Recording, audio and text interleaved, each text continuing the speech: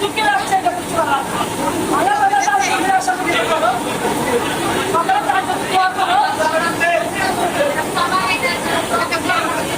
আমাদের লাইনের শেষ উদ্যোগে আমার তরফ থেকে তোমার কথা রাখছি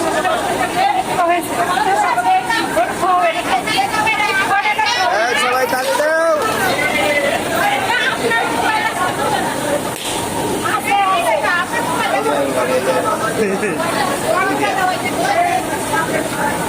আমাদের জন্য দোয়া করেন আমার লাগে কিন্তু সবার সুস্থ